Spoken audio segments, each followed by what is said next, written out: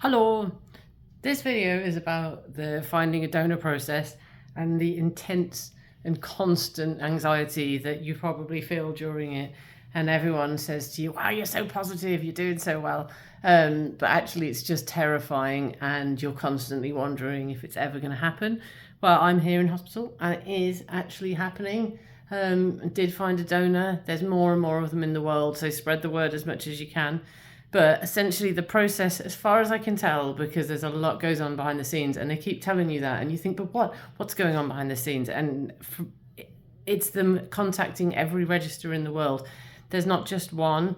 There's one in the UK, that's DKMS, and that's where you could sign up if you're in the UK to become a donor, especially if you're young, give away stem cells, yay. But there's ones in the States, there's ones in Germany, there's ones all over the place, and they're contacting them and they're figuring it out. So you'll have approximately 10 million blood tests, but if you're watching this and you're going through the process, you're probably used to it by now, and they'll do cross-matching, and hopefully they will find you a match. But it doesn't really just end there. They then have to contact those registers, they have to confirm the donor. Some people may have signed up years and years and years ago and no longer be able to. They might be pregnant, they might have had a baby and then unable to for a year or so. All sorts of things might have happened, and so it's just terrifying and it's frustrating and it's difficult because they'll find a donor, they'll contact, you never know what might happen. I was lucky enough to get 3 good matches. Sorry, slight pause there. When you're in hospital, there's someone constantly coming in asking if you want a cup of tea or a bit of food or some cake or cheese. It's fantastic. It's great. It's like the Hilton. If you're hungry, I may not feel like this in a few days. So they're contacting those donors and then they need to check whether they're still going to be available, when they'll be available. Then they have to go through a rigorous set of medical tests to check that they're actually available to donate. They have to check that they're psychologically up for it because, you know, they have to take little needle jabs for a few days in order to increase their stem cells. They'll have to go and do it. It's an amazing thing that they're doing and I'm so grateful. And then get it all confirmed.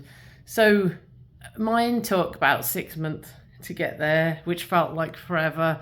It felt like it was never going to happen, and you might feel that same way, and it's horrible. And I haven't really I can't be a hypocrite to say don't be anxious about it, because I was really anxious about it. But it does happen, and I'm here, and the donor, whoever the lovely lady from the USA is, who's willing to have a bit of a quieter lead up to her Christmas so she can save my life, is doing at the moment. It will get there. And generally you'll be able to find a match, and if you can't, there's cord blood, there's potentially haploidentical matches if you've got a sibling. And that was someone coming in to give me some pills. I don't know where I got to. Yeah, so the donor will happen, and there's various ways, so try not to be too anxious. There's a lot of paths to getting your transplant. I've got a 10 out of 12 match, which is great. And let's see how that goes. Other fun facts will be I'll end up with their DNA as far as I can tell. So I can frame them for murders, which I wouldn't do because they've saved my life, obviously. And it's absolutely fascinating. Apparently I may even be able to see the cells as they're going in. So it's all amazing. I'm on day, -7 now. So I'm about to start my first chemo.